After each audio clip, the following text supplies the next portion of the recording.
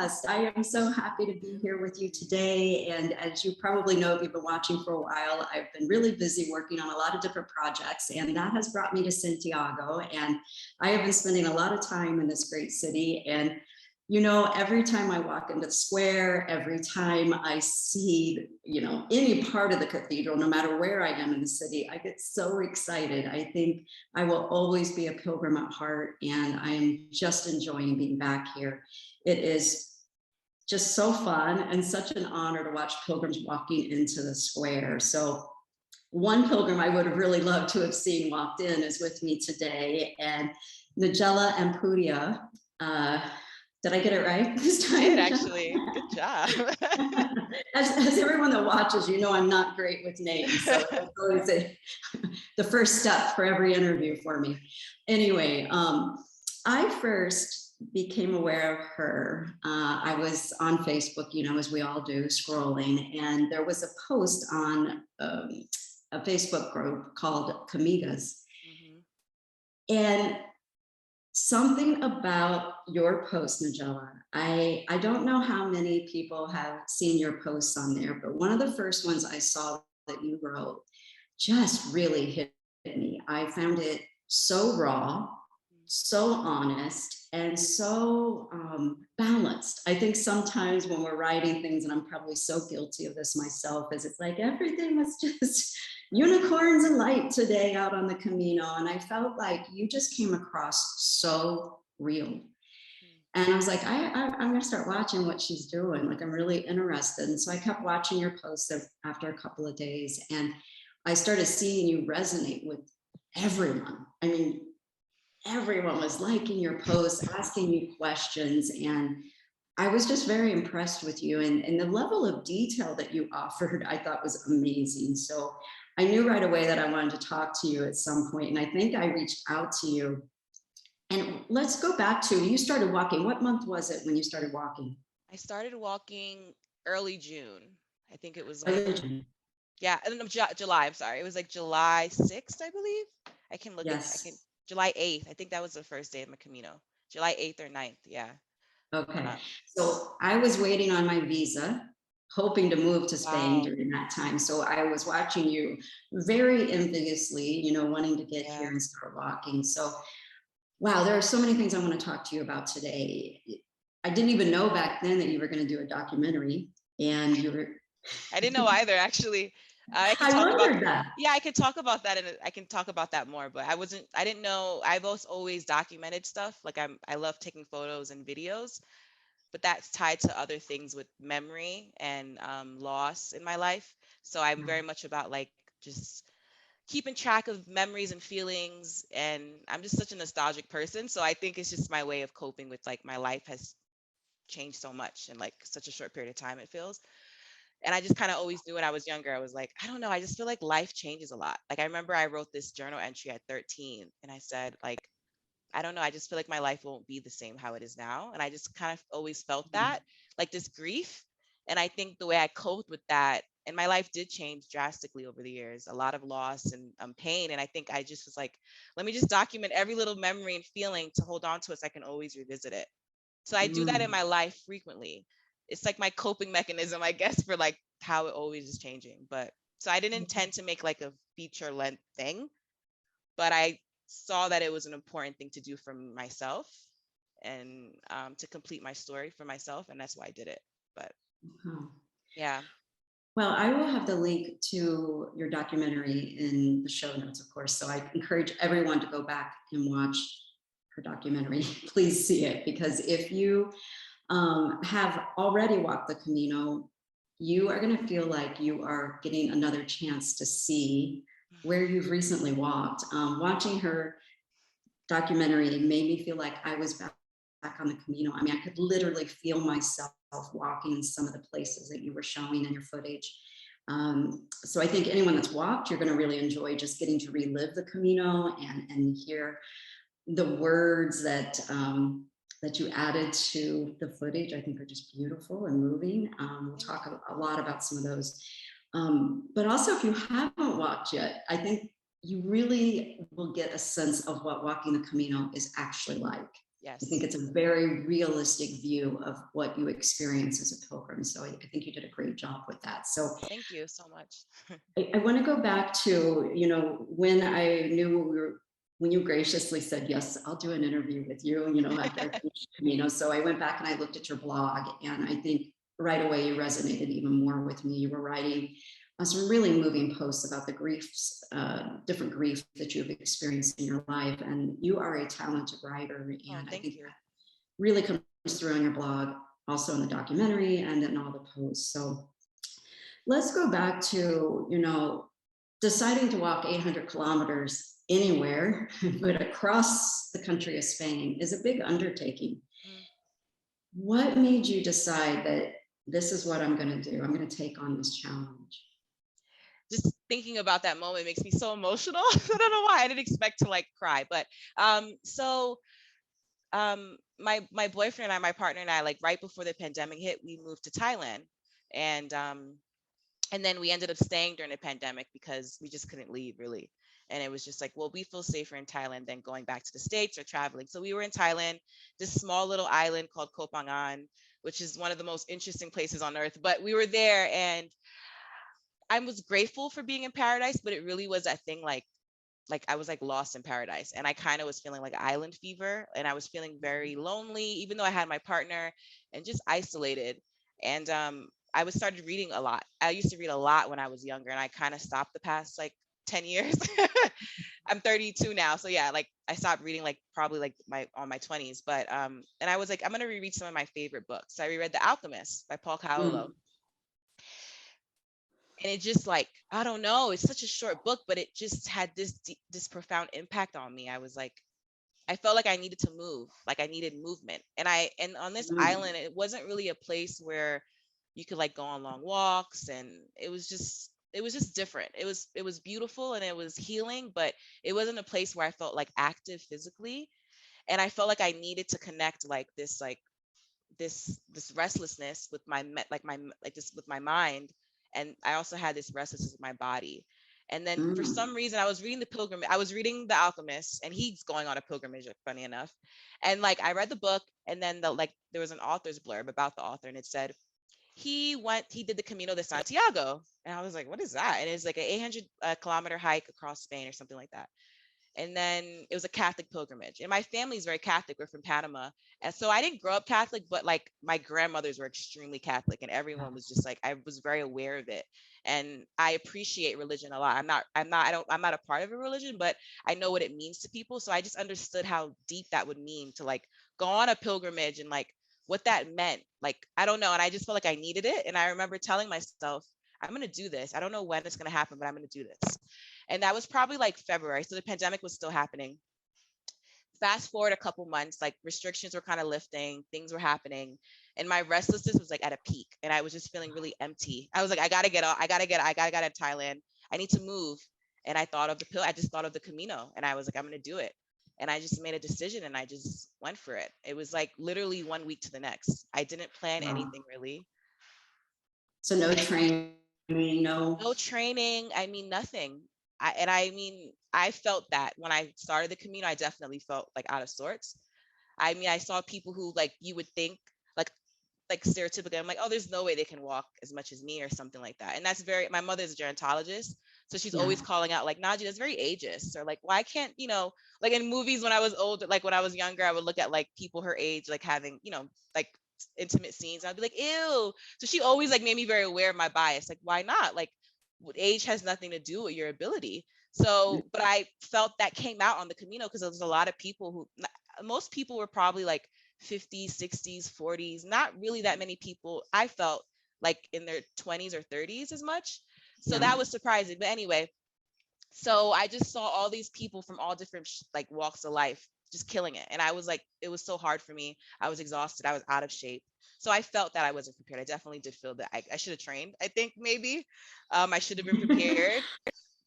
My back was my That bag was was a just hard too time. heavy. I was just Well, exhausted. yeah. I was That was a exhausted. couple of questions I have for you. Oh It gosh, was so many things. hard. It was really So, hard.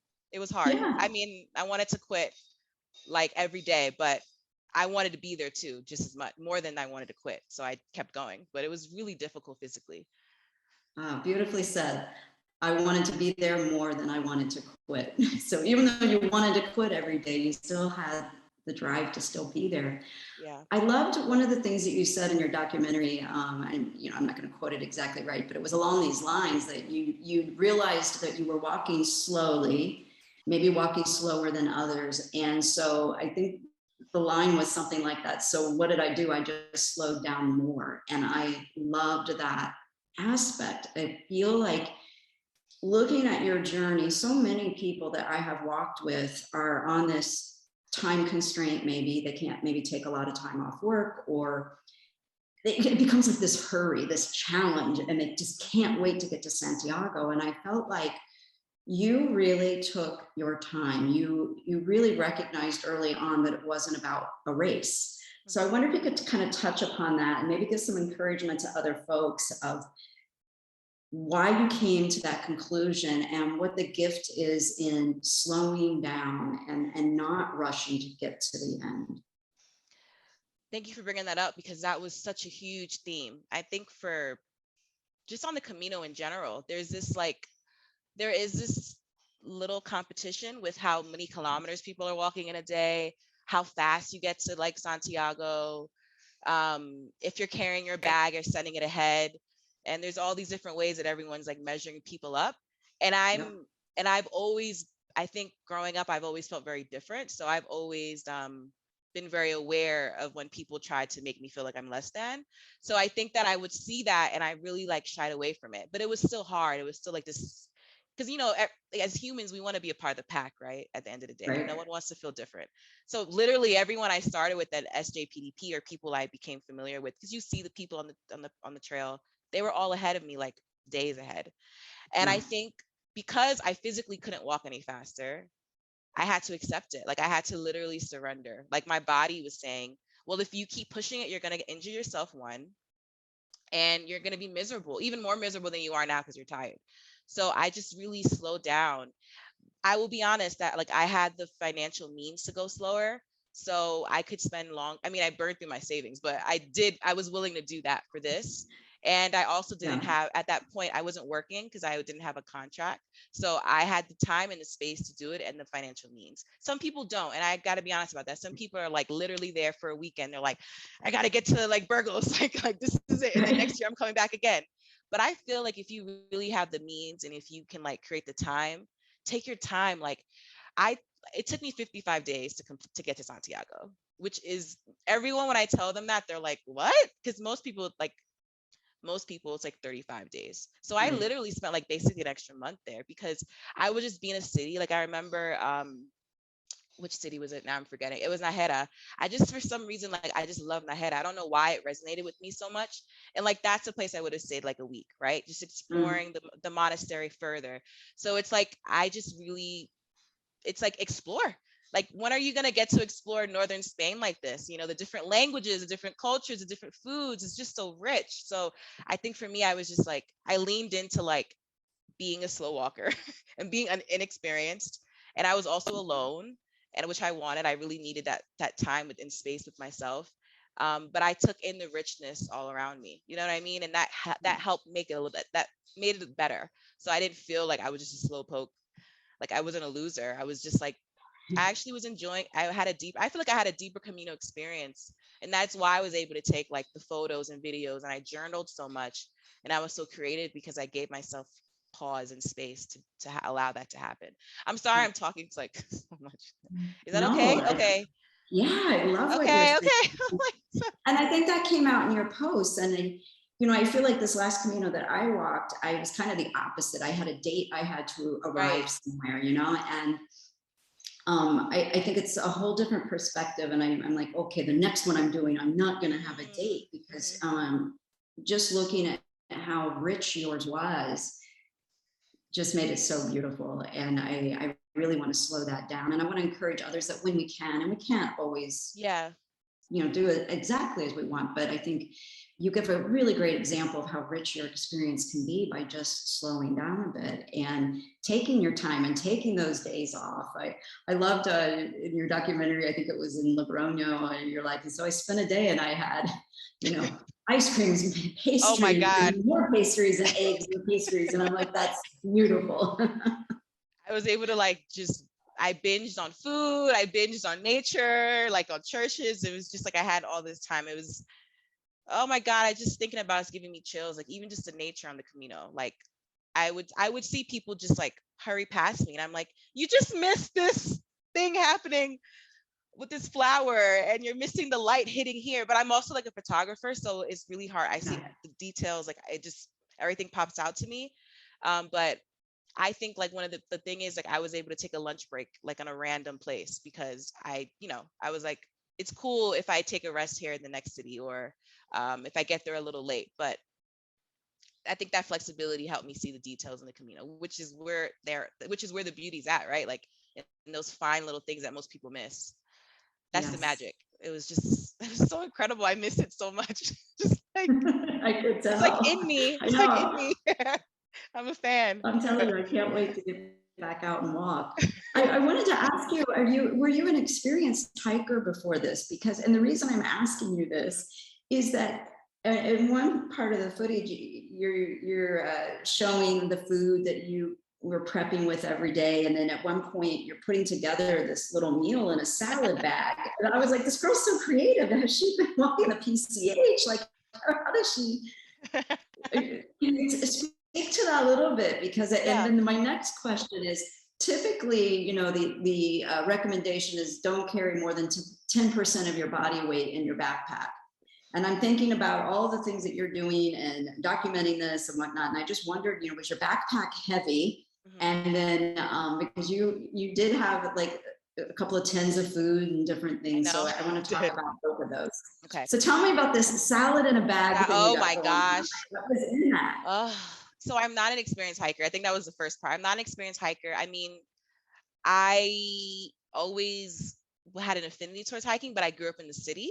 So I didn't really have much exposure at all. So this is a whole other world of like long distance walking and like doing stuff outside in that way. But my boyfriend and I, when we lived in the Bay for a little bit and we lived in a van, like we wanted the whole experience. So we did that for like a year. So when we lived in the van in California, it like helped us with like creating little meals out of like, I don't know. It's just like, we just became really ingenuitive about like creating food because we didn't have like a stove and like a whole kitchen. So we would have to like buy something from Whole Foods and then like put it in here. So we were kind of really creative with our food, but literally like that salad came because I don't eat a lot of bread. Like I think like depending on where you're from in the world, you can eat bread or not. Because people in Spain and France, they eat bread. We love bread. It's like breakfast, lunch, and dinner. And like my digestive was like, it was like my skin was breaking out. Like I just couldn't do it. So I had to figure out a way to like get some like some fresher food in my diet because I eat a lot of fruit as well, coming from Thailand too. Like I was like basically like a fruitarian. So I think it was like, well, kind of, but I think it was like really hard for me to like eat the meals that were prepared. So I just had to figure it out. So like I saw like a bag one day and I was like, oh my God, they have like pre-cooked quinoa and like rice. And then I saw beans and then I just started putting the salad together and it was heavy, but it's just what like some people carry. Like the extra food was like worth the wait for me, And I'm pretty like, so I do weightlifting. I don't do any like long distance sports. So I suppose that like, maybe that's the one thing that I actually brought that helped me on the Camino was my strength. So the pack was heavy, but it was like, I could deal with it. It wasn't like a big deal. That was the hardest part for me, honestly, was like the walking and my feet. Like I couldn't walk for a month after and my adrenaline crash. Like I couldn't walk for a month after Santiago. Like truly, like my feet. I'm healed now, thank God. But I was worried that I had permanent damage because I would just never walk that much in my life. Like I just didn't do that. But I have no back issues or like other things that people complained about. So yeah, I don't remember you ever even mentioning that in any posts that I read. I remember like some feet issues. Oh, the feet were really tough. But I think like, again, I was inexperienced. I had like ASIC sneakers, like what people in Europe call trainers, I guess, or the UK, but I didn't have hiking boots. So my ankles really suffered. I didn't have a lot of the support, but maybe if I was a hiker, I would have known like have hiking boots, but like I just had sneakers that I used to run in Thailand, and that was what I had on the Camino. So, well, but you made it 800. I did make it. I did. But my bag was heavy. Yes. Yeah, but I I had was to do it. thinking, I had okay, to I do was it. thinking your bag must have been, but yes, you're so right about the diet here. I think there is a lot of bread that's served as we're walking as pilgrims. And I just wondered, are you vegetarian?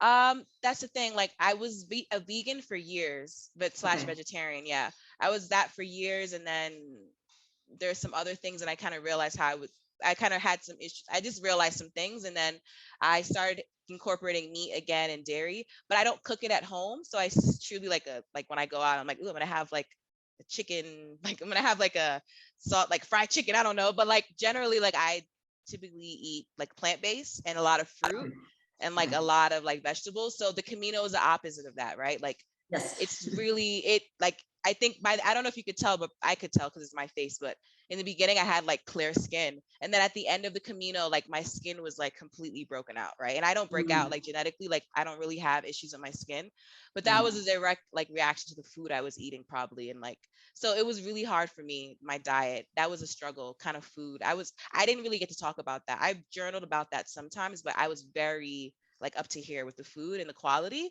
I just felt as Mhm. if like people were just giving they just kind of gave the pilgrims whatever. It was just like, okay, here's a Yeah. piece of meat and fries. So when I would find a couple of places that had really nourishing like meals that were they like prepared from their heart, like I was Yeah. like obsessed. But I that was very rare for me. Yeah. And I always tried to carry like a banana. Then I would make oatmeal in the morning. So I tried to like have meals that like help my digestion. Yeah. I felt like yeah, that's it. So you were doing a lot of grocery shopping. I think that, I really was. I had to balance that. yeah, Yeah. and that's the reason I asked, is just give people encouragement that if you are vegetarian or you have a special diet, it is possible to You do can the do it. Camino. Oh, totally. Totally. I mean, I think if you can look at my salad that I did, like just do that. Mhm. Like I haven't actually found like instant quinoa and brown rice anywhere in that way, like I did in Spain. So that was very surprising. So like yeah, like and then I ended up finding I forget the supermarket, but you could buy like all these like bulk goods and like like little portions. I Yeah. forget it's like red. I don't know, remember the name of the store. Ahora Mas, maybe that was a store. But you could buy like little portions. So I just had to figure it out. I always, if I went Yeah. to a city, I always had orange juice because that's like so cheap and delicious in Spain, like Yes. fresh orange juice. So that really helped me like try to, I don't know, what else did I do with food? And when I went to places, I always tried to ask them if they had vegetables. Like verduras, like, do you have anything like any type like give me anything steamed, you know? But you could do it. Yeah. You could do it. Yeah. You can totally do it, right? Yeah, I think you can. So you knew you wanted to go on this walk, and you knew it was going to be long.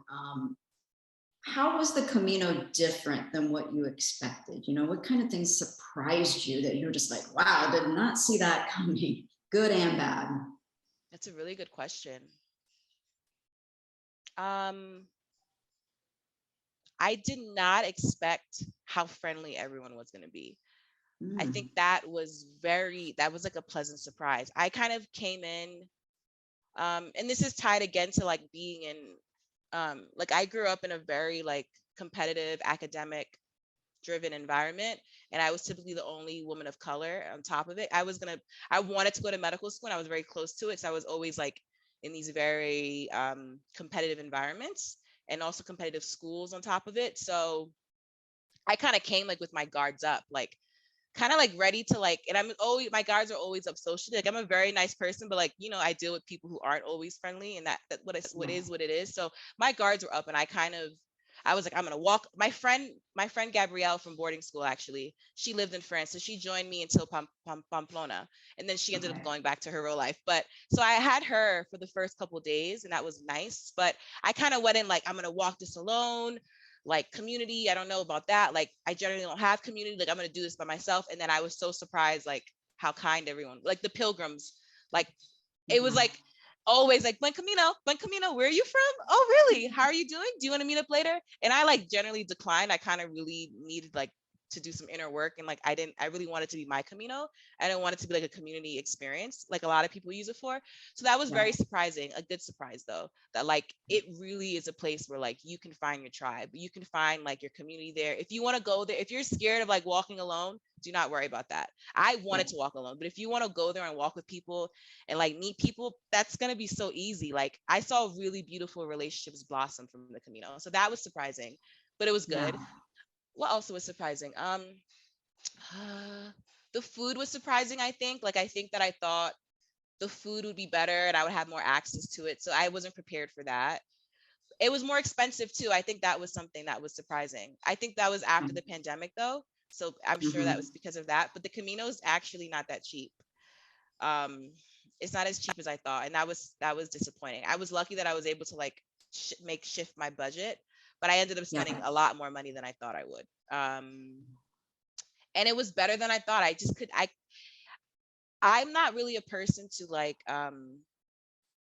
I can be very cynical, like, oh, like, because I don't believe the hype, right? Like if everyone's like, this is the most amazing thing on earth, like I'm like, I have to experience it myself. So I kind of saw the hype, like when I would in some of the Camino groups, like this is life changing, it stays in your blood, like you can't get rid of it, you're gonna want to go back again, you're gonna be, while you're walking, you're gonna be planning your Camino. Like I was like, impossible, like I'm gonna be, no way. And I really was, like as I was walking, like I wanted to do another one. And I was like, is this psychosis?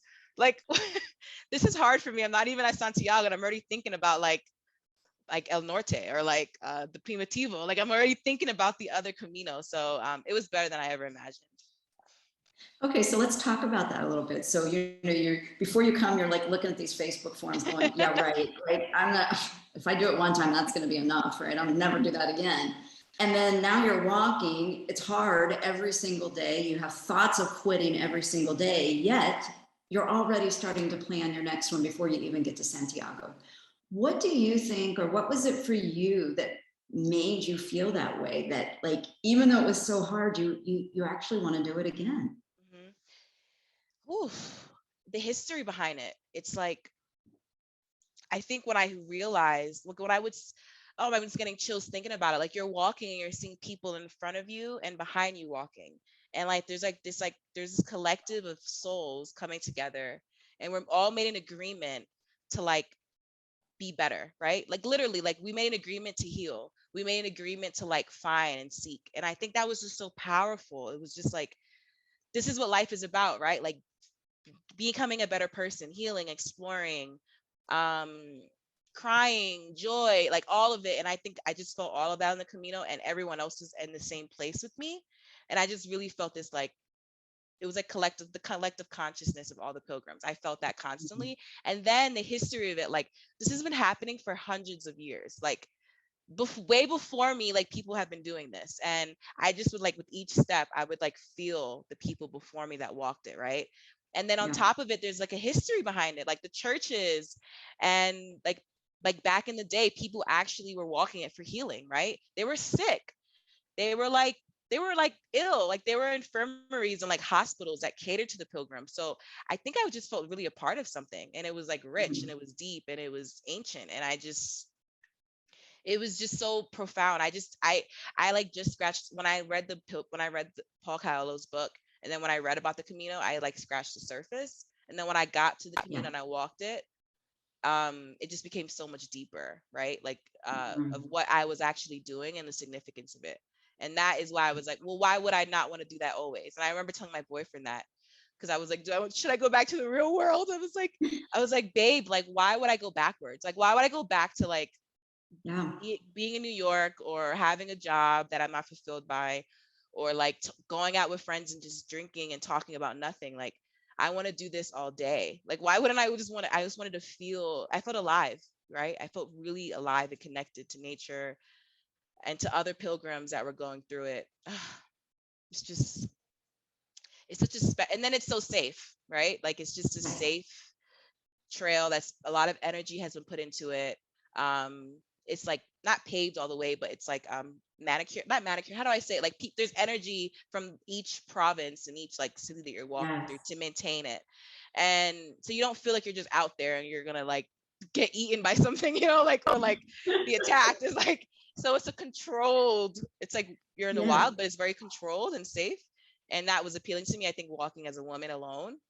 Yeah, and that's another thing too, as a female, like as a woman, I was just like, I've traveled solo before, but there's a lot of fear that's associated with it. You're constantly absolutely. looking behind your back, right? People look at you a certain way, they say weird things. Should I get in this cab? Do I trust this person? Should I stay here?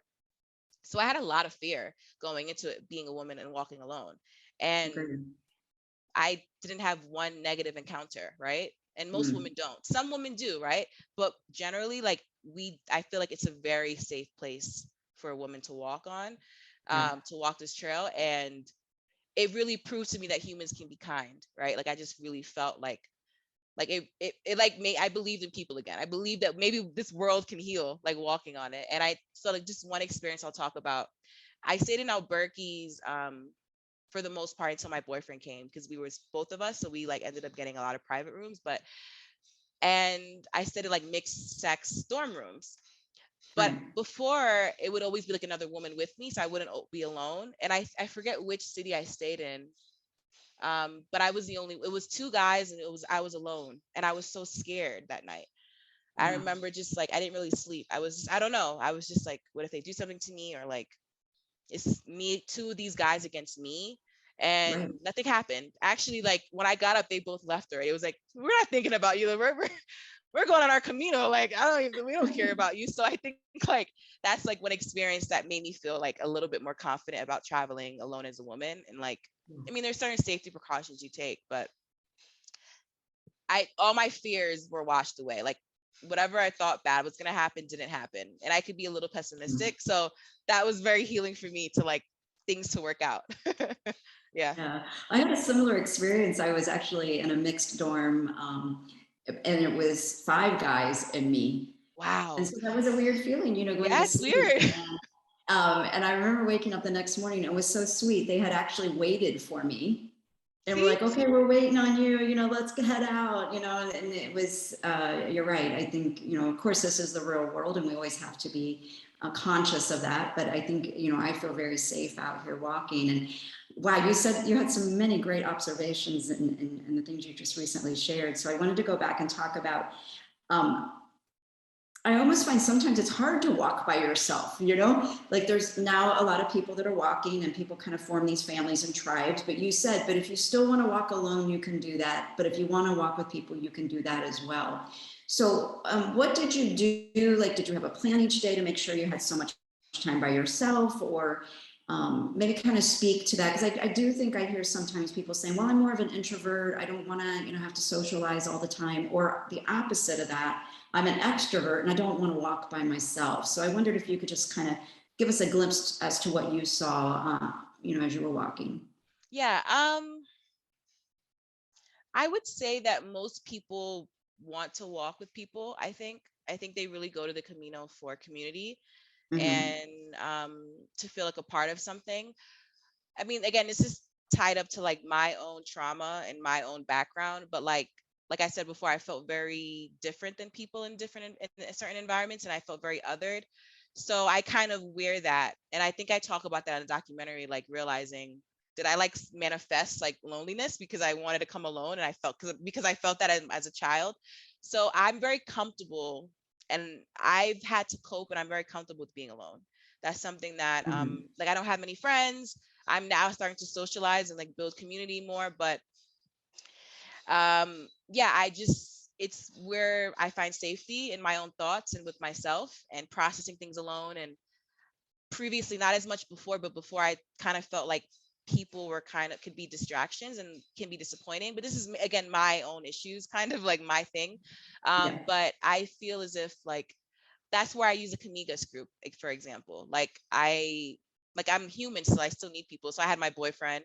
I didn't have support from my family at that point, but so when I found this Camigas group, that's why I started posting, and then that's how it Okay. became this whole thing of me like Ah, just because I was like I got so much feedback, and I felt like I had like a tribe of like aunties and surrogate mothers, and like yes, you it just did. makes me like want to cry. I haven't felt that before, so I just was like, oh my god, like these women don't know me from anywhere. Like they don't why they care about me. Like they're checking in. Like when I stopped posting as frequently, you know, like a couple of you guys would like write and check in on me and be like, hey, no pressure, but are you okay?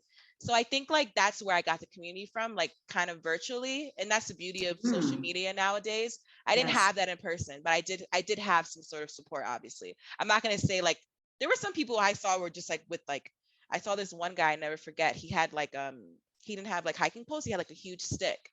And he was just like he just was like, you know, he had a mission, right? Like Yeah. he was getting there by himself, no distractions. I wasn't that intense. Like if people came to talk to me, I would talk to them. But if Right. I didn't want to talk anymore, I created space and said, like, you know what? You're walking too fast for me. I always kind of said, like, you're walking too fast for me, which is kind of just generally true. I was like, you're walking too fast for me. I'll see you in the next town. Yes. And like, so I kind of would like slip, like, you know, like kind of slip out of like these situations that I didn't want to be in socially.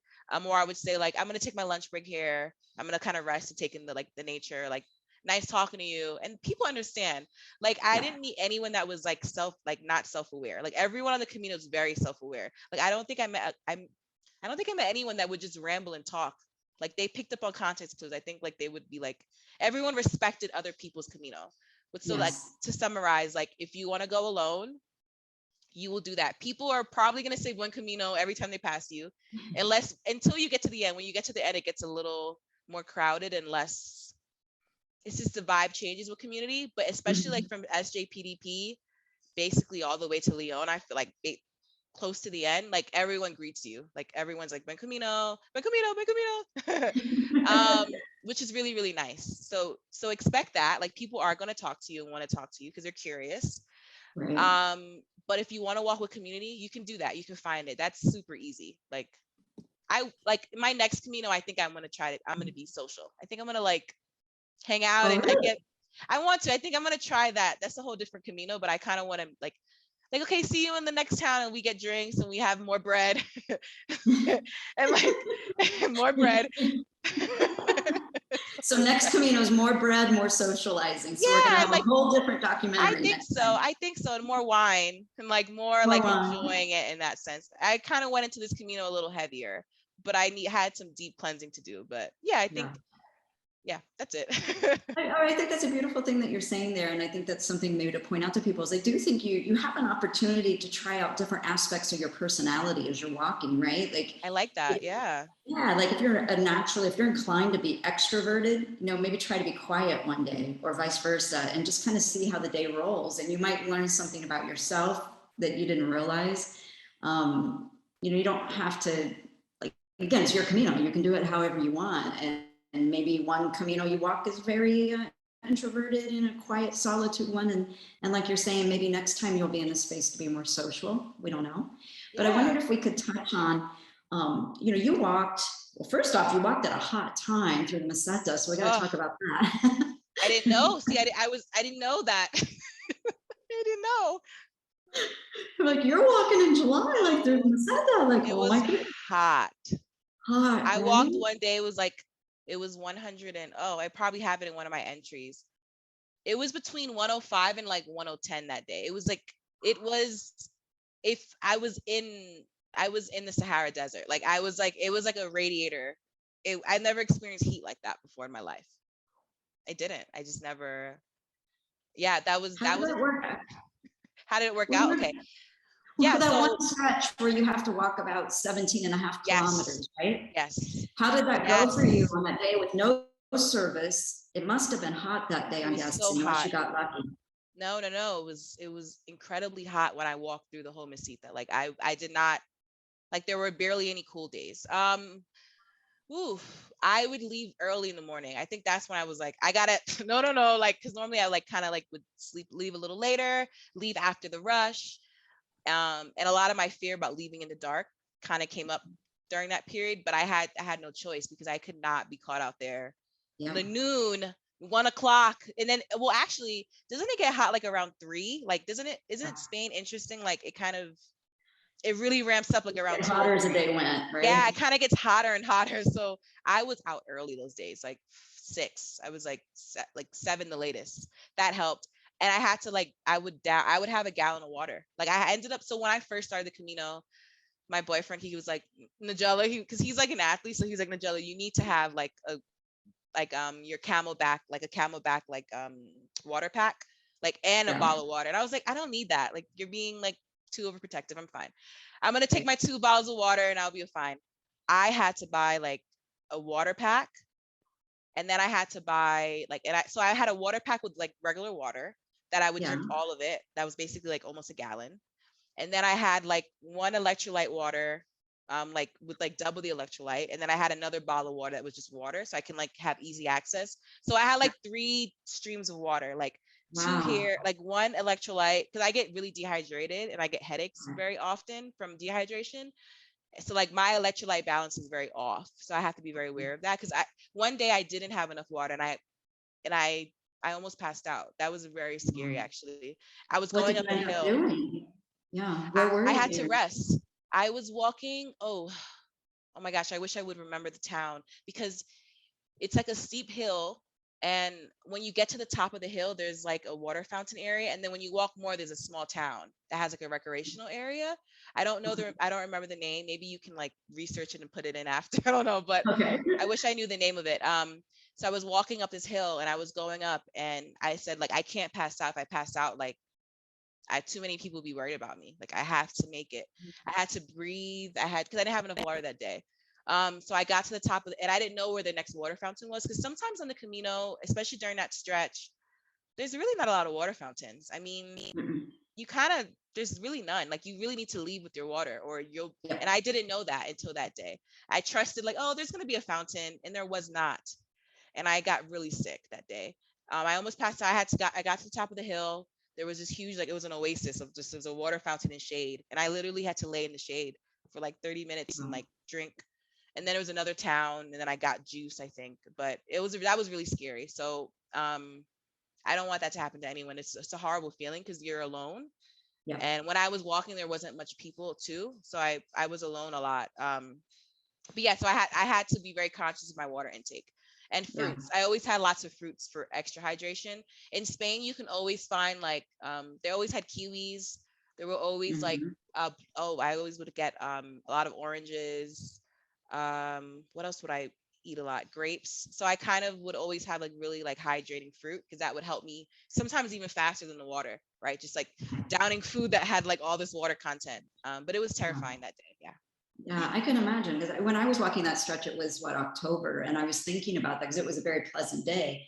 I was like, oh boy, if this was a hot summer day, if It's you hard. It's didn't tough. prepare. Yeah, because I think we kind of get spoiled in some areas, right? Where there's just stop after stop. There, it seems like there's Yeah. cafe after cafe. You get something. But during that area, when they say there's no There support really during that, isn't. No. there isn't. So there was an app so after that point, I really had to be more responsible. And that's when I Mhm. was like, okay, you can't like just be willy nilly. Like, so I started having to really plan and like really read about the stops coming up and what was coming. Again, I was a novice, so I didn't prepare. Like, I didn't, like, a lot of people saw a documentary about the Camino, like that movie, The Way, I believe. Yeah. Or like they had people who've done it before.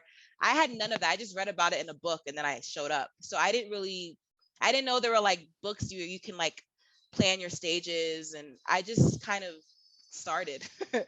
Really? So when you started out from Saint Jean, you weren't following any kind of guide as far as where you were going to Like, stop.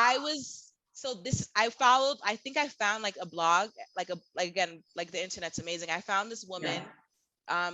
her and her husband, they like have done like almost 1,000 hikes. Like, it's crazy. So she had like her itinerary, and she said which city she stayed in and what hotels, and that I just followed her itinerary. I just followed it. I didn't even know like I should have figured out my own stages, or like I should have cross-referenced. I didn't really do that much. I had like 2 days to research essentially before I left Thailand. Like, I really didn't have that much time. Um, so when I got to the Camino, the Camigas group, they really helped me, because I was like, wait a minute, I should probably like be more informed, Mm. especially after that day where I almost, passed out. And I was like seeing double. So I on my phone, like, I have Camino Ninja, Oh um, yeah, that which was fantastic. I I used use that that. one too. That's really good for accommodations. And then Buen Camino with an arrow, that one Uh-huh. was really good for like warnings, like telling you like this stretch is not going to have any like no bathrooms. There are not going to be any like water fountains. So I had to start informing myself beforehand, especially crossing that stage, because it's bare. and it's long and it's straight and Yes. there's not much phone signal and you're alone and the towns are like kind of empty sometimes, or not, people Uh-huh. don't are not there because they're like in Madrid or they're not at that summer house or whatever. So yeah, but I actually like that stretch though, Yeah, I because did too. I I was like it. dreading it. I I was like so it. dreading it, but it ended up being fun. I And like actually, it. it seemed to go by It quickly. did. It did. You know, I it's found remember. I found the last stage the most difficult. I found like Galicia to be extremely difficult physically.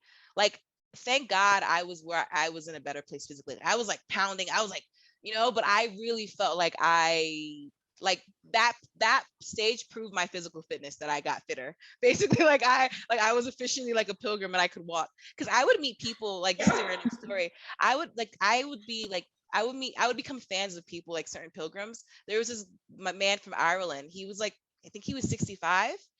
Him and this other girl, she was from Italy, a certain part of Italy. She's a Kamiga, actually. I met her on the thing. She was like, hey, you're Nagela. They would Oh, walk like 30 to 40 kilometers together. This oh, 65-year-old guy from Ireland and this like girl like from Italy, like they were just like insane. Like they got to like Santiago so fast. So again, like I always felt like I was so like not worthy. I was like, I could barely, 25 is pushing it for me. Like I'm exhausted. Like this is so hard. So when I got yeah. to Galicia, it was hard, but it was manageable. Like I felt like I was like doing it. Like I wasn't like forcing myself out of bed. Like I was like in the beginning part of it. But I found the last portion to be really difficult, like Well, physically.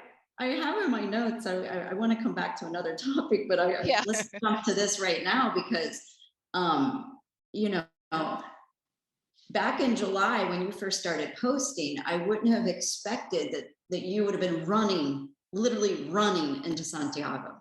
I forgot So, about that. Thank you for bringing. I actually forgot, so I proved my point. I wasn't talking like out of my butt. Like that is the truth. I felt so like I felt like Superwoman. Like by the end, I just felt so in my body. yeah. Like that connection that I needed between my mind and my body before I left. Like I got like yeah, I think like growing up, like I wasn't encouraged to like do physical activity. I always wanted to like do gymnastics and ballet, and I always would see other girls like do sports, and I always loved women who were like strong athletes. I just find it so incredible. And I Yeah. was never that necessarily. Like I'm like I have natural athletic abilities, but I never really was a part of a team sport or pushed myself like that. It was kind of always very hard for me. I couldn't get over the mental aspect. So the Camino was like that for me. Like it was like this thing where like I was able to like really get in touch with my body. Like my body says stop, but like my mind, no, my mind tells me to stop, but like, and my body's telling me to stop. But if I can tap into my mind and like push myself, I could. And I never used that part of myself before. So by the end of the Mm. Camino, I just like, and I think it's a spirit too. Like it's so spirit, such a spiritual experience. So in Galicia, especially, it's like magical. I just can't explain it. Like the mountains, the trees, it's like something's going on there. Like I kind Yes. of wrote about that. It's like something's going on there. So it's very incredible. It like brings this thing out of you. So I would feel that. Like I would be going through this forest. And I was like, I have to run. And I would just start running. And I just would feel this like, I don't even know, was it joy? I would just feel this jolt of energy. And Yes. then it just started happening. And then when I got to the Santiago thing, whew, I think, sorry, okay, let me, okay. So when I was close to Santiago, and I'm not even kidding, like something came over me. I just felt, I think the excitement of almost being at Santiago, I think the excitement of always being in Santiago, I think I saw like in the horizon the city. I just wanted to get there. It's like I wanted to fly, and the only way to go faster was to run. So I started running, and then my boyfriend was like, he's on his bike, and he's like, you're back. He's like, you shouldn't be running with the. He's like, you're running and you have your book bag. He's like, give me the book bag. I was like, no, I have to like run into Santiago with my book bag, and he's like, please. So I gave it to him for like a little stretch. And then I was like, I want my bag back. And then like I took my bag back, and I'm like running again. But like, yeah, I just felt like this like energy go through me. I felt like Santiago was like calling me the cathedral. I just wanted to get there. and my body felt so good. But then I had a huge crash after. Like Yeah, I yeah. told you, like, We're gonna talk. yeah, We're we'll gonna talk talk about about that that. for sure. That's real. I did not know that happened. I didn't know that was a thing, but Yeah, yeah. I definitely want us to talk about that. But seeing your face when you got into the square, it was so. It's usually a question I ask is like, how did you feel when you got there? And I got to actually see you walk in through the footage that you shared in your documentary, and the smile I'm so and happy. also tears and smiles. And yeah, it was really moving to see that moment of you arriving. So I want to back up a little bit and talk about a couple of different things. Mhm. So you go and walk in July, kind of when we had that window when we could travel again. We've just followed 2 years of a lockdown. Yeah. And so you've got, our collective grief, our own grief during this time. And then you've had, some hard things that have happened in your life. And I wondered if you could talk a little bit about what you found about the Camino that makes it so helpful in healing with grief. Mm. So many of us walk with some type of grief, and we kind of all have that after COVID. So I wonder if you could touch upon what you learned and what helped you to help process some of that grief that still lingers. Okay. Thank you for asking that question.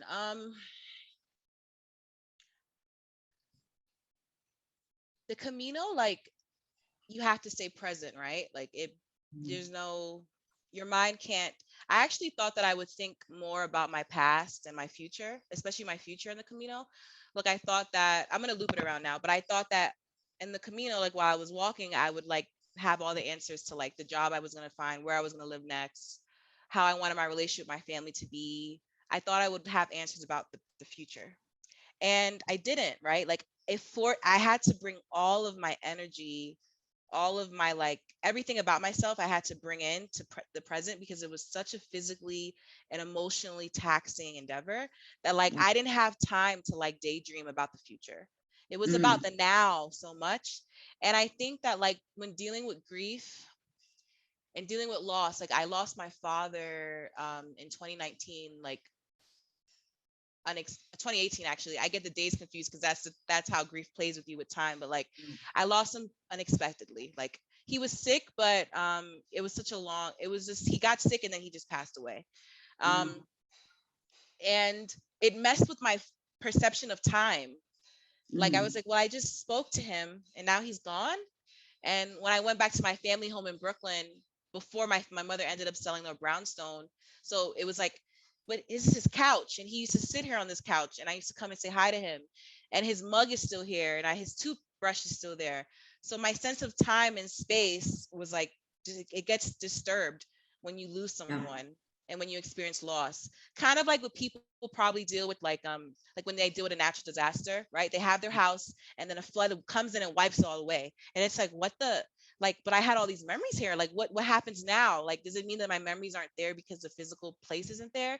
So that's what Mm, I had. That's what I've been coping with, and I still deal with that a lot. Like, it's just this confusion. Like, your mind can't grasp something that was so physically real not being there anymore, right? So yeah. I'm constantly like fielding between the present, the past, the future. Like, how do I deal with my dad not meeting my children, or like my dad not hearing my dad's laugh again, all that stuff. So I think the Camino, it drew me to the present moment. Like, and I was able to like feel every moment in the now. And I think that was very healing for me, because I've been so caught up in the past and the future that wasn't really living my present life richly. Like I've always been a very nostalgic person, and like this old soul who's like, I've always loved, like, I love period films, and I love like old clothes, and like, so I'm always caught up in the past, and the future is very terrifying for me. So I'm always anxious about the future, right? But I'm never Mhm. like appreciating the moment in the now, like how great my life is now, or what's making me sad about right now, right? Like I'm always sad about like the past, but like what about my life now that I'm not satisfied about, right? Like what can I change now? So I think the Yeah. Camino, I felt so empowered, because it was like, I'm walking to Lyon today. That's all I'm doing today. And this step is I'm getting me to food. Okay. And then this water is gonna help me walk more. Okay. I'm gonna take a rest here so I can like keep walking to this little town. It's just as like I had to like really take it step by step by step. Yeah. And and taking it step by step by step and going the pace I did, I was able to see how beautiful the world was again, and like how beautiful life can be. Like, despite my dad not being there, right? Like, okay, I guess it's worth living. Like, I guess daddy, like, and then another component of that was like spiritually. And I just encountered, like, I mean, everyone has very different spiritual experiences and background, but I encountered like so much supernatural stuff happening. Like, Mm. I could write a book on it. Like, I actually didn't include that on the Kamiga's post page as much, but like Yeah. what I'm writing now, like I kind of included more personal things like voice memos. So I took a lot of voice memos when I was walking, which was different than what I Okay. was posting to the Kamiga's group. The Kamiga's group, it would be like when I would get to my Albuquerque and I was like tired, I would like just like kind of like vent and like talk to everyone and like Yes. write about my journey, and like, and I would just remember everything, I guess, because I was going so slow. But like when I would be walking and like feeling these spiritual moments, like supernatural things were happening, I would take up my voice memo and be like, oh my God, daddy, Mm. is this you? Like, is that what just happened? Like that, like, it's just like so many crazy synchronicities, and I would feel things. So that was healing because I felt connected to like this spiritual realm, right? Like Mm. I felt all the energy coming off of the churches, people's prayers, their hopes and dreams. It You feel that. It's impossible not to feel that. And like some people are maybe just don't acknowledge it, but like I was like, this, the Camino is such a spiritual experience. Like, I'm not Catholic, but I was in those churches like I was in the church like on my knees sometimes, like praying to Jesus. I was like, thank you so much for having me be here. I would like talk to my dad and my Mm. grandmother who passed and my grandparents. So that was healing because I was like, oh, they're still there. My dad's seeing me right now and he's proud of me. He's laughing at me because I didn't drink enough water. He's like, come on, Najee, why didn't you drink enough water? Like, so that those the two prong, like being present and then just like literally feeling his spirit with me when I Mm. was walking, and holding on to that. Oh my goodness, that what beautiful realizations that you had. I was thinking about in the documentary, I think you're walking into a church in Punta La Reina, and you kind of take the camera around until it comes up to the front of the altar with the cross there, and you said Mm, something about I could just feel what my grandmas mm, or my aunties would feel here, yes. Yeah. right? And so I Yeah, because they were so Catholic. Like yeah. my great grandmother. So I was raised in Brooklyn, and my family's from Panama, but they went to the United States in the 60s, 50s, 60s, and they ended up buying a brownstone in Prospect Heights in Brooklyn. So fast forward to when I was born in 1990, when I was born, I was living with like, we had like 3 floors. So it was like one floor was like my great aunt. The second floor was my parents and me and my sibling, well, my sister and I and my parents. And the third floor was my great grandmother and my grandmother. So I lived in this like house with like all these generations of people. So I really saw them. Like I remember my great grandmother like saying her rosary over and over and praying and coming and making me sit next to her. And she was just such a she should have been a nun. Like in another lifetime, she probably would have joined, like she probably would have done that if she didn't have a family. Because she was so religious. She was so into being a Catholic. She loved it. Like it really fed her soul. So I remember seeing that reverence for that growing up, and I have a deep respect for it. Like I don't agree with certain things about it, but I know what it means to other people.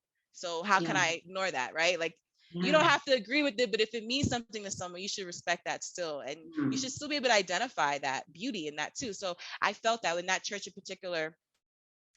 I remember, and when I saw the Virgin statue right when you leave St. John, I can never say the name, St. John Peter Paul. When you leave that city, when you leave there, there's a Yes. Virgin statue, and she's like on a hill, and Oh she's yeah. just there, and it's like, and like that area is so foggy in the morning, so it's just like this mist. It's like this, like it's just this moment, and the sun is coming through tiny a little bit. It's just incredible. So I remember thinking of my grandmother and my great grandmother and saying like, Mom. I call my grandmother Mom. Like Mom and Grandma was my great grandmother. Kind of weird, but I was like Mom and Grandma. I was like, what would you say right now? Like, what prayers would you say? Right? Like, I don't know any of the prayers, and like, how would you spin your rosary? I just remember really like, because certain things aren't passed down all the time, like from generation to Yeah. generation for various reasons. The society we live in, it's not really about that, like legacy in that way and heritage. So I think for me, I've had to like really just imagine, like use my imagination, like what did my ancestors do 1,000 years ago when they were going through this, or like what would mom do right now? What prayer would she say, like if she was in this church? So I had to tap in to this like imaginary source of information. Mm. But that made the Camino more rich for me, right? Because again, I'm not from that part of the world necessarily. I mean, I'm sure I have something maybe from Spain because my family's from Panama, but like that's not where I grew up. But like I was still able to like appreciate this church in Puente and like be like, oh, this is fantastic. Like, you know, like the people who are buried under the floor, which I learned they do that in Catholic. I did not know that.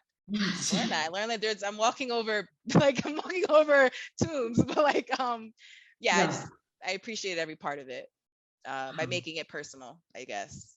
Yeah. Okay. But that was very well said. Thank you. So you grow up a city girl. Yeah, city girl. Right? In one of the biggest cities in the world. And I had to laugh at one point in your documentary. You have this one scene where these cows, and you know, the cows here are big and they've got horns. Me and the animals. And you're just kind of, and then there's another one where you're feeding a squirrel. And but you talked a little bit earlier about something I think that you and I share in common, of this feeling of aliveness when we're walking on the Camino. So even though you are a city girl, you're feeling this aliveness in Galicia, in this, you know, so take us back there. What's going through your mind as this cow, this huge cow is right in your way. So you're feeding a squirrel. Right. I think so. That is one of the things actually that was surprising. I did not expect there to be so much like wildlife. Not like wild, like wild boars or like bears. Supposedly there's bears too. They don't tell us that much, but supposedly there's bears. I don't know. That's what this woman told me. She scared the heck out of me. I was like, really?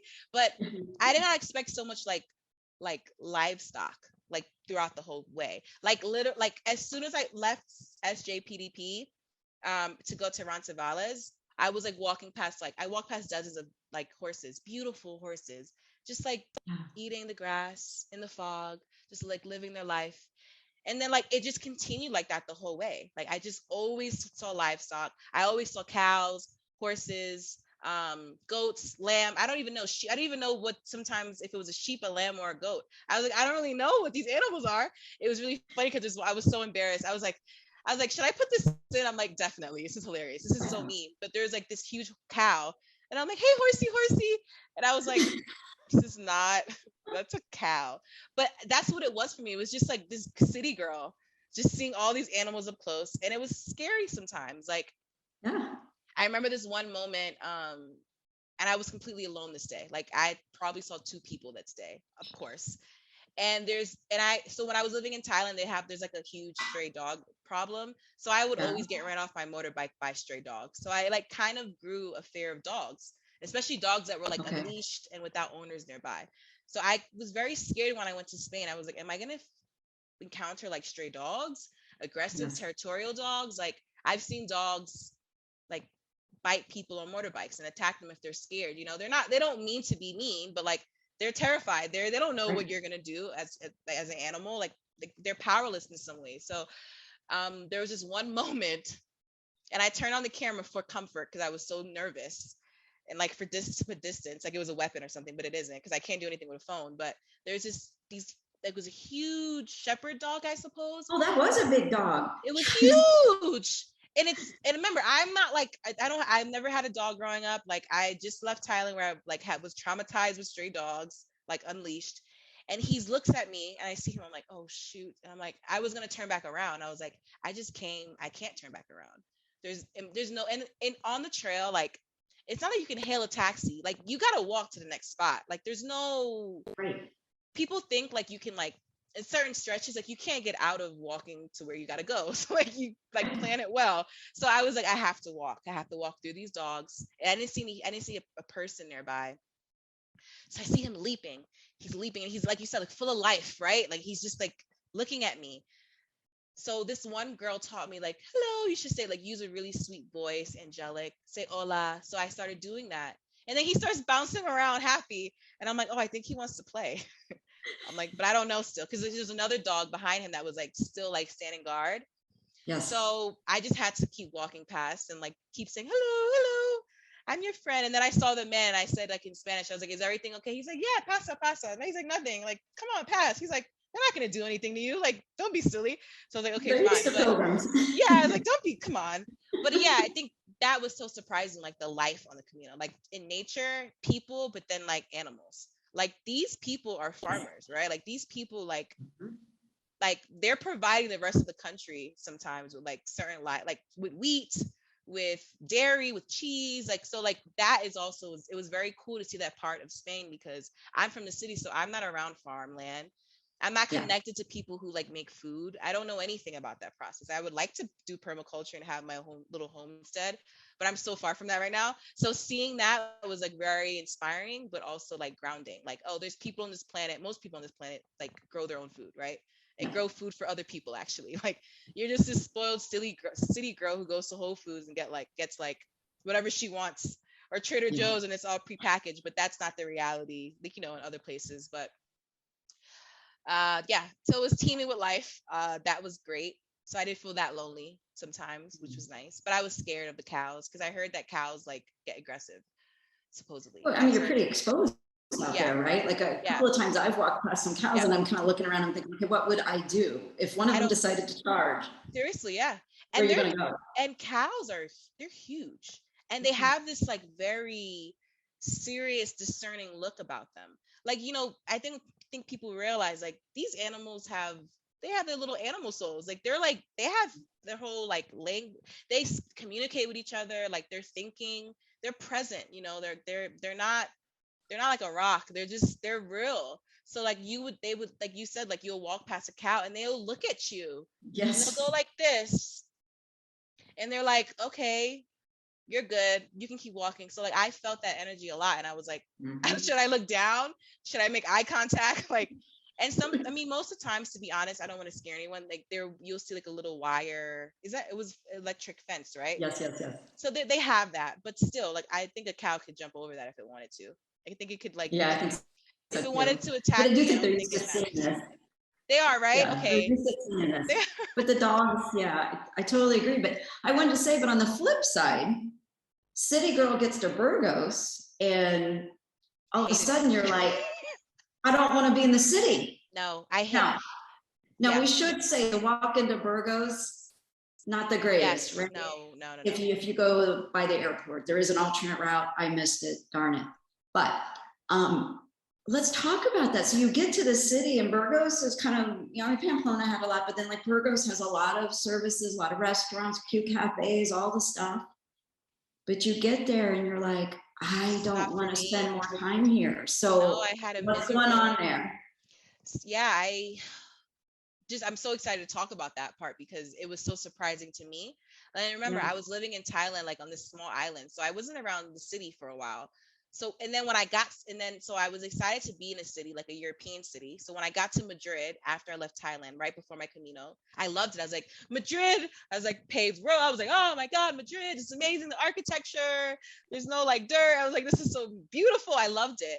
Yeah. So I thought it would be the same on the Camino. Like I'll be walking and I'll be in the middle of nowhere, and then I'll have this relief by being in the city. And I hated it.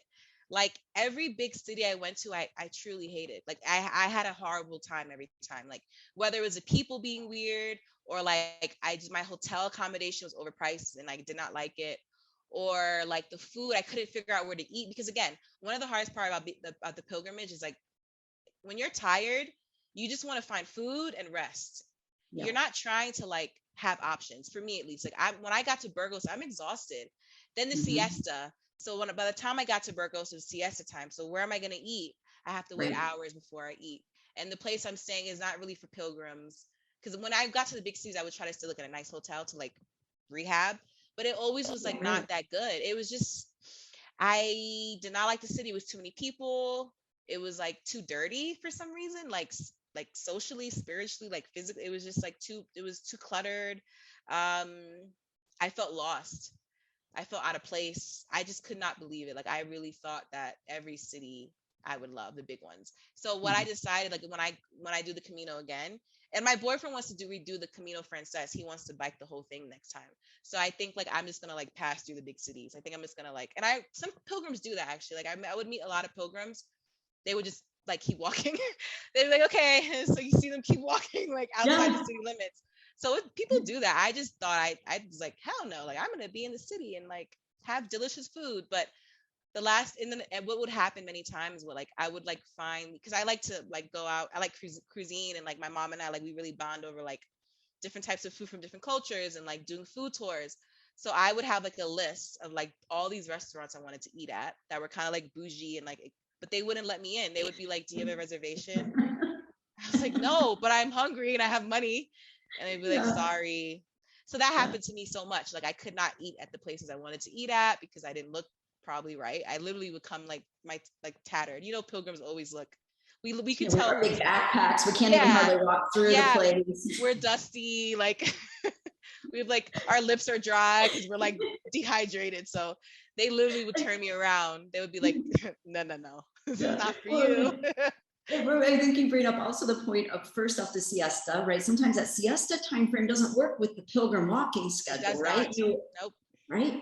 it You doesn't. arrive in the big city at 2 o'clock and there's no food being served or whatever, it can be a little rough. And then I think we look okay because we're around other people that have mud all over them and it seems so normal. And then you show up into a big city and it's like, oh, I'm really dirty. And you feel that like, and I'm trying to be confident and like I don't care about like what people think of the way I look, and don't police the way I want to present myself, but like I truly felt like I truly felt like did not belong in certain spaces when I would try to clean up, but I didn't have that much clothes. It was but so much I Right? could, yeah, and I had my sneakers. I didn't have, some people have like, I know some women would like have one outfit they would have to go out, and like they would have like cute-ish sandals, but I didn't have any of that. Like I truly packed light with clothes so I could have as much food as possible. So like I didn't have like an extra pair of shoes. I had one pair of sneakers that were like disgusting. And then Yeah. I had like leggings that I would wear to like be fancy, but they were still like had holes in them. So I didn't really have a cute dress to throw on. And I Yeah. wasn't about to go shopping and go into a mall to buy a dress for what? Like to, I don't know. So yeah, but I would have walked through the big cities Yeah. next time. Next time.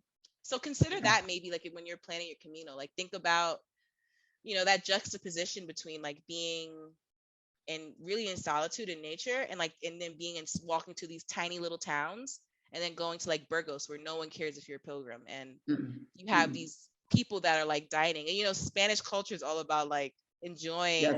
the terrace and like sitting out and eating. So Yeah. you don't fit in because you look crazy. You look like you were just dragged through the mud. So think about that as well, like if you want to, how you want to experience that. Yeah. I thought Burgos was one of the hardest towns to get around.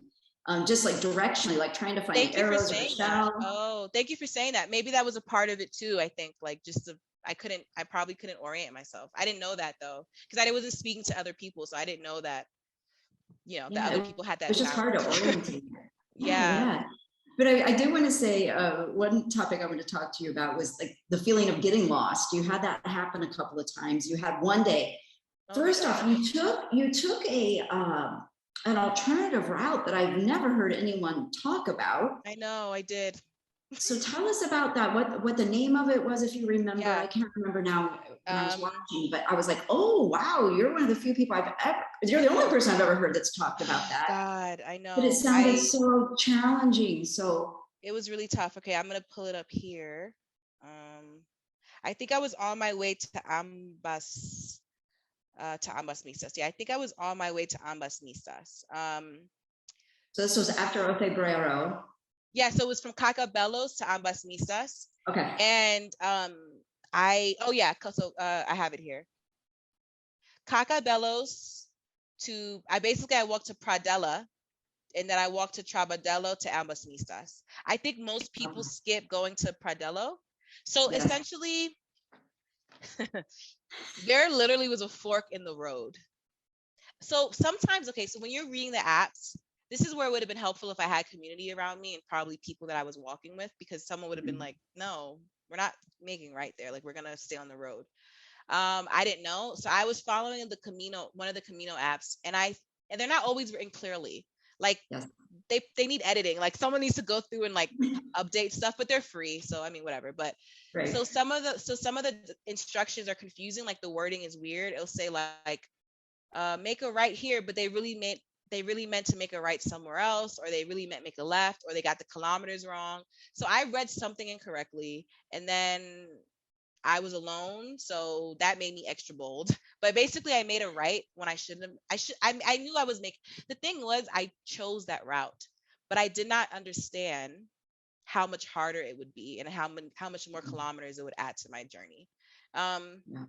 And so when I realized I was lost, I actually got lost a couple of times. This was I got lost kind of, but not really this time when I was going to Ambas Nisas. So by the time I realized like I was off trail, I was really off trail. And like Okay. I literally saw two people. Like I was so high. I took like the alternative route that I took was like literally like over the mountains. Like it was the most Some high scenic route. mountains over there. It was high. Like Lee, it was so crazy. Like I would be on a mountaintop and I would look down and I would see the pilgrims walking along the road. Like I was so far off. Like there was no Wow. way for me to even turn back. I couldn't even turn back around. And I had to keep walking. And I saw one other guy from Sardinia on that route. And we looked at each other and I was like, did you mean to do this? And he was like, no. Like he didn't know like what this entailed. And all his friends were asking him like, hey, where are you?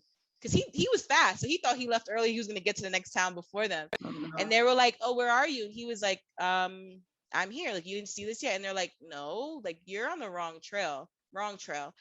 But there is this really cool little town or like little albergue set up like up that mountain. I think it's called Pradella. It looked really nice though. Like it had like a cute little albergue, but I don't even know if they were open because no one goes up there. Like it's not the trail wasn't even that manicured. Like I truly was like out there alone.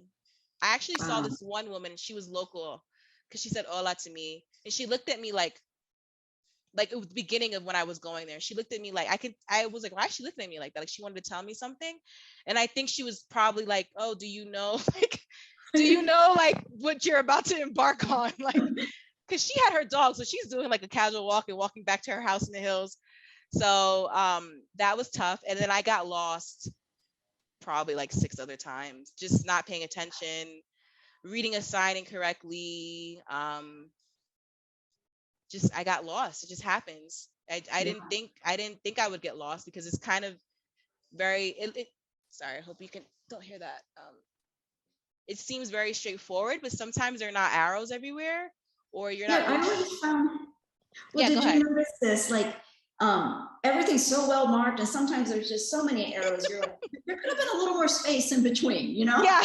Like I get that. But then, I mean, because you're walking just down this straight narrow road, like that. There's not even an option to get lost, right? And there's like a million arrows. But then there comes a fork in the road, and there's not no an arrow. No arrow. Right? Yes. No arrow. So this is why I love pilgrims. Like we kind of look out for each other. So like at some of those moments, you'll see like a pilgrim, like they like literally took rocks, and it was like we would create our own arrows, or like you'll see like a little graffiti, or like a little like someone would tie something here, being like go this way. But that I got lost also because the things weren't marked correctly sometimes. But one time I got lost really badly because I just read a sign incorrectly, and I was literally in the middle of nowhere. That was one of the most terrifying. I had to use Google Maps that wasn't really working, and then I had to put the terrain setting on, and then I had to figure out like where the different little trails were leading to and try to get to the main road. And I couldn't turn back around to the town that was behind me because I had walked past this like herd. It was a herd of like stray dogs. They not stray dogs that were aggressive. It was like 4 of them, and they were barking so close to my leg that I could feel their breath. So I was like, oh, I can't turn back around. Right. And the trail going to where I needed to go, this is where I was going to Samos actually. Because I accidentally, instead of making that left to Samos, there's like a fork in the road when you're the last town you leave. I have a picture of it. Instead of making the left, my boyfriend and I decided to make a right. I misread the marker, and that right was actually to Saria, not to Samos. So the route that we took was to go to Saria. So I literally was like basically almost at Saria. And then I had to turn around because that's not where I was supposed to be. And my boyfriend had biked already to Samos, and he was like, Nagela, he's like, I think we took the wrong way. And he ended up like on a highway biking back to, because he had a bike, so it was much Yeah. easier in that way. But long story short, I had to like put on a special setting on my Google Maps. But I was walking back and forth in this like really desolate wooded area that didn't even have like the only trail was like from tractors going in and out that were probably like taking trees down. So I was walking past like this part of the forest that had like no trees, that were like knocked down. It was terrifying because then I Wow. started thinking of like bears and like ghosts. I was like, oh my God, someone's gonna eat me. I was like, my imagination, I really had to like tap in. I didn't even cry. I didn't even have time to cry. Eventually I found the right route because Google terrain, I could see that I was like, I think this is the triangle that I was at with this little tree area. I was like, okay, let me try this route. And then if I have to walk back again, I'm exhausted, but I have to do it. And I was right. And then I kept walking, but it was still kind of weird. And then finally I see a clearing and I see wheat fields. I never was so happy to see wheat fields because before I was walking through forest. So it was kind of intimidating to just be Yeah. surrounded by like, like 20 feet tall trees. So I see a wheat field and I see this little isolated building. It looks like Texas Chainsaw Massacre type, like farmhouse. And I'm like, oh my God. I'm like, I can't, I was like, this is it. I'm either going to be alive or dead. So I'm like, I go and I see this man, this old man, and he's like standing, he's like, his back is facing me. And I'm like, hola. And I scare him because he's not used to seeing anyone here. He's like, ah. And I'm like, hola, lo siento. I'm like, Samos? I'm like, so, Senor Samos? And he's like, oh, sí. He said, keep walking. And then I got to Samos eventually, but that was one of the toughest days of my life. It really was, because the fear, being lost, hunger, all of it. But you're gonna get lost in the community. I think it happens to everyone, right? I don't know. Maybe it was just me. Did you get lost? No, I think. Yeah, right? Okay. At some point you get lost. I And I was going to say, how smart of you to do the terrain. I never thought about doing that if you do have the GPS service to do the terrain, that would be a very helpful thing. And again, I don't want to scare people that haven't walked. The Camino is well marked, but sometimes there are just intersections, or if you're not paying close attention at some point, it's very it's very easy to lose sight, and especially if you're in conversation with someone or you're in deep thought, like you've got. And it takes us all back to being present, right? Like you need to be present, but that's a practice. So I wanted to touch upon two things. You and I chatted just a brief few minutes about your boyfriend joining you. And so I just wanted to mention to folks that he was not with you the whole time, but he joined you around Leon, but he was riding his bike. So he was having a different experience than you were having, but you guys would meet up, I guess, in some eat at night. But you mentioned something about feeling, I guess, kind of sorry for him because you knew he was still having a hard experience in trying to ride a bike. It's not easy doing. The Camino's doable, but it's not a walk in the park, as I think you said earlier. But you mentioned in particular that there was a day or so that you guys walked together and you pushed his bike. So not only did you guys have your backpacks and all of your equipment for both of you, everything. Now so tell us about what that was like, and getting to walk with him so you're not alone. I know, it was so nice. It was so nice. So just a little backstory, like I kind of didn't want him to meet me. I kind of was just like G.I. Jane. I was like, I'm alone, I'm independent, like I gotta finish this alone. I started alone. Like I was definitely in that energy.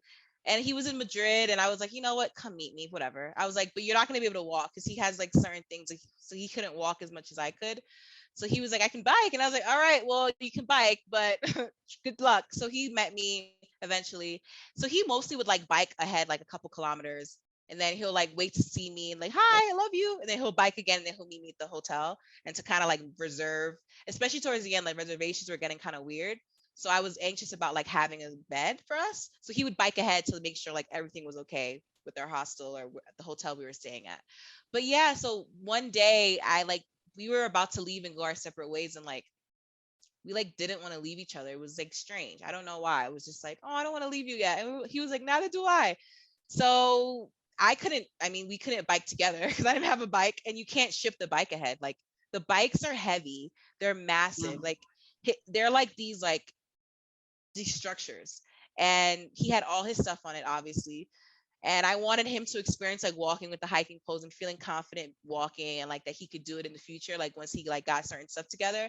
So I pushed his bike for him a little bit on that route, and I would push it and I would let him walk ahead, and then like he'll wait for me and then he'll push it, and we'll take turns, or we'll have one hand on each handlebar and like push it together. But I felt like I thought it was more challenging than walking.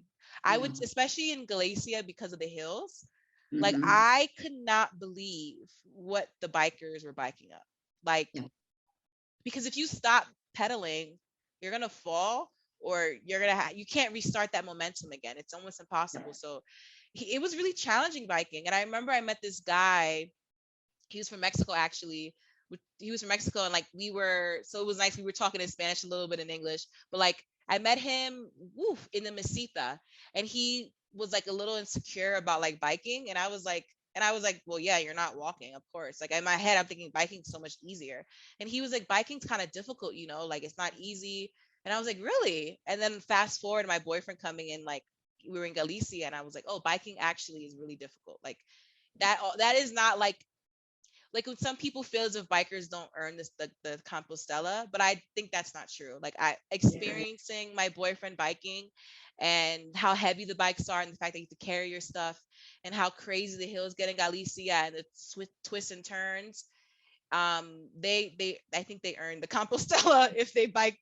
I think they deserve it. I think I they, yeah, agree. I yeah. agree. Um, Well, I want to make sure before we finish up today, because we've been talking for a while, but I think this next topic is really important. You ran into a woman, I think by the name of Maria, you mentioned in your documentary about her giving you some advice, and the advice was somewhere along the line that, the Camino can change your life if you hmm, let it. hmm, And you and I have been kind of having this dialogue since, I don't know, months ago, and we have both, gone through kind of some letdowns, some transitional challenges after we completed our walk. So I wonder if we could talk a little bit about what you've learned, that the Camino didn't end when you got to I know. Santiago, right? Yeah. And I wondered if you could kind of share what that process has been like, and maybe advice that you can give to others, because I do think that you said earlier in the interview that, sometimes we think the Camino is going to solve all of our problems. And then we get to Santiago and, well, we still have problems.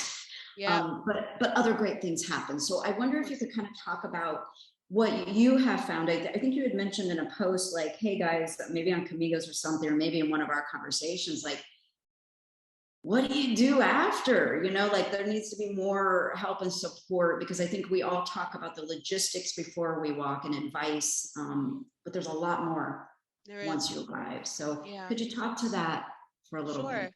Sure. Share your Oof. wisdom. It, oh my God. So when I decided to do the Camino, I had like these major life questions. Like about my purpose on the planet, about what to do next, my career, especially. That's kind of always a theme for me, like how I spend my time and how I make my money. And I thought the Camino would like figure that. I thought I would have the answers. Like I remember the whole time walking, I had a pebble, and I had a pebble, and I said, like, by the time I leave this pebble in Santiago, I will know what I want from the Camino, and I'll have an answer for it. And I and I kind of didn't, like, in that way, the way I thought I would. Um, I think that was really hard about walking the Camino and then it ending, was that I still had my life to deal with, right? Like I still had to go back into society. It was almost like the Camino, I was so clean inside, like it cleaned me up, it Mm, like reorganized me. I was so different physically. I was so different spiritually. I could see things different. I had this grit about me. I had all this, like, I was so changed, but the world wasn't changed. And I was like, I felt I felt like I had to re-enter the world, and I kind of wasn't prepared for that, honestly. So to be real, like, and to be to be honest, like I had like a severe mental health crash after the Camino. yeah. Um, I think that I was almost like too pure inside. Like I was like too like whole. I was too like centered, and then the world is so chaotic and crazy that I had to like figure out, how do I apply this purity, this this love that I feel inside of me, how do I let that translate in this like crazy dysfunctional world where people are judging me again because of my skin color, because of my gender, because of my socioeconomic class, where those things didn't really matter as much when I was walking. So I think the advice that I have is that kind of expect that there will be some sort of a transitional, like there's going to be a transition emotionally and physically too. Like you literally, it's like hot and cold. Even if you're in the middle of the countryside, where if that's where you live in the middle of Europe or like in the United States, like in the middle of Montana, like the Camino is such a unique place, and it's not reality, and it's not reflective of the rest of the world necessarily and what the rest of the world will feel like. So I didn't know that. Like I thought that I would have these life lessons and then like the world would just magically like morph around me. But I had to and like just like change. Like, you know, like I'm better, you're better now. But no, that was not the case. So my mental health really struggled afterwards because I just wanted to go back to I just wanted to do the pilgrimage again. But I just want to go back and walk again. Like maybe I'll get more answers if I go back and walk. So I think like what I came up with eventually, it took me a couple of weeks and months, was like the Camino taught me that like I truly did not know like how I was going to get from point A to point B. Like I didn't know. But I think that like I had this mission in me to finish and to get to the end. And I had this purpose, and I had a certain value system and like the purpose in the Camino. And I had to hold on to that to get to the next point. Like, despite the fact that I didn't know how I was going to walk, I didn't know how I was going to get food. How am I even getting out of bed? Like, I don't even like the bed I'm sleeping in the next town. Like, how am I going to sleep there comfortably and feel rested? That didn't matter. The how didn't matter. It was like the why. Why am I doing this? I'm doing this to feel better. I'm doing this to heal. I'm doing this because I feel like I need to. And the what? Like, what am I doing? I'm walking the Camino. So like that's what I've been doing in my life. I'm like, I don't even know how I'm gonna find a job that's fulfilling. Like, I don't even know where to start. But it's like, okay, but why do I want to find a job that's fulfilling? Because I want to live my life with purpose. What do I want to do for a living? I want to share with the world. I want to connect with people. I want to share experiences. I want to help people heal. I want to heal. Like, I think I've been really holding on to those principles.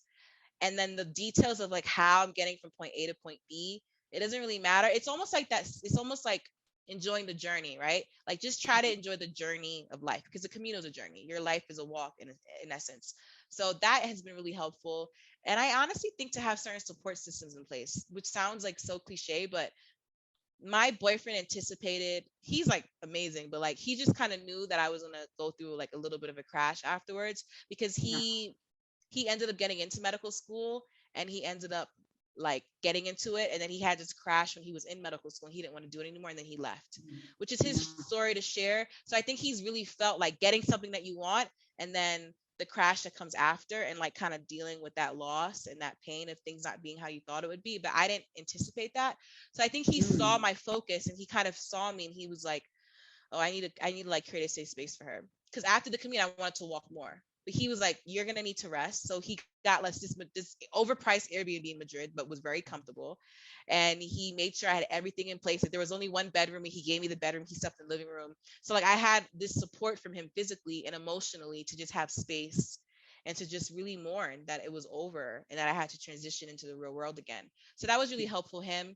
And then something that I've not incorporated, but I've seen other caminos, other camigas, and then other pilgrims incorporate, is like being in nature still, and like going on mini walks and recreating that experience. I haven't been able to recreate that because I'm like based in New York, and have been in the city and stuff. But like that is something that I think would be so important. Like, if you have access to nature, like go to nature, join a group, start a walking group with people, right? Like, go, if you live in New York, go upstate New York and like, I don't know, find a trail. So that's something I haven't been able to do, but I think that would have helped me as well, because we're in nature so much on the Camino. Like, that is what it's about. Like, it's about being outside, being outdoors. We're not in the Swiss Alps, right? Like, but it is like a manicured, like wild, like you're in the wild kind of like, especially like being from the city. So I guess those, to summarize, like I would say having a support system, recreating the Camino, like physically in other ways, like being in nature, being honest about the fact that there's going to be like some sort of like transition, like there's going to be like a ramp, like, and then the fact that the Camino is not going to solve all your problems. It's just really not. but I think it's a good starting point to kind of find some answers and to see your life differently when you return to it, which is what it's given me. But that's it. But I miss it. Just like I'm like that doesn't mean that I don't want to go back, right? It isn't like I'm still probably gonna go back and think it's gonna solve my issues again. But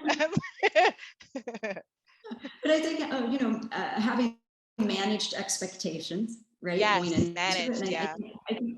I think what you're expressing is that you actually did find answers. They just weren't maybe necessarily they weren't in the way that you No, maybe they had weren't. Yeah. expected.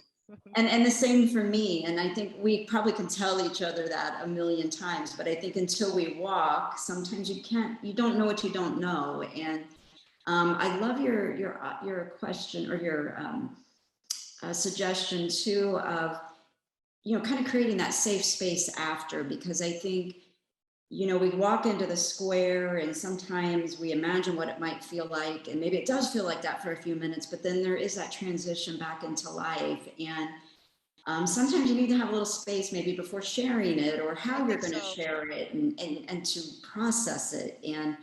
And then also your last suggestion of reconnecting to nature, because I think that's a huge part of it is that we do need to do that. So I think those things are all great advice. And, I hope anybody that's watching or listening really takes in that advice. And again, they're still going to have the same things that are going to happen, but maybe from our experiences, it helps a little bit. So, wow, this has been just such a delightful conversation. I couldn't imagine that I was going to love you any more than I already did, but now I do.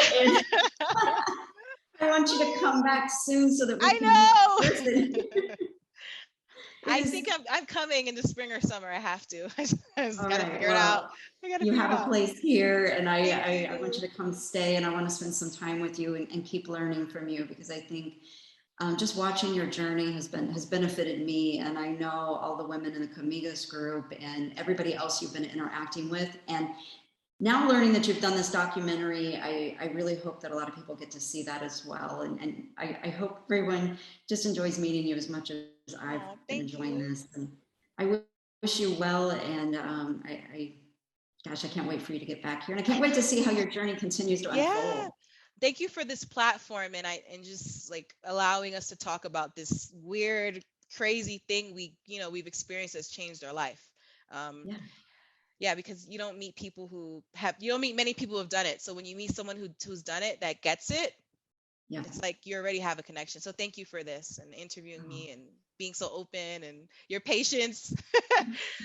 Both ways. Connecting. Yeah. Both ways. All right, well, stay on. I'm going to end the interview officially, but stay on so you and I can personally say goodbye. And everyone, the link to Nagela's documentary will be in our notes, and also your blogs. I want to make sure people see your blog because you're a beautiful writer. And if you're in the Camigos group, you can do a search and find her posts and kind of follow along if you've missed those. So just search her name and you can bring them all up and kind of see how it was from the beginning and see how much she really has grown and all the cool things have been happening since. So anyway, everyone, stay tuned. There's lots more interviews coming your way. And wow, just feel so honored to be a part of this amazing Camino community and to have the opportunity to walk in others' footsteps. And I hope if you haven't walked yet, that this encourages you to get the courage to come and walk, because it can change your life if you let it, as Maria said. Let it. Well, goodbye to everyone for now, and please take care. Buen Camino.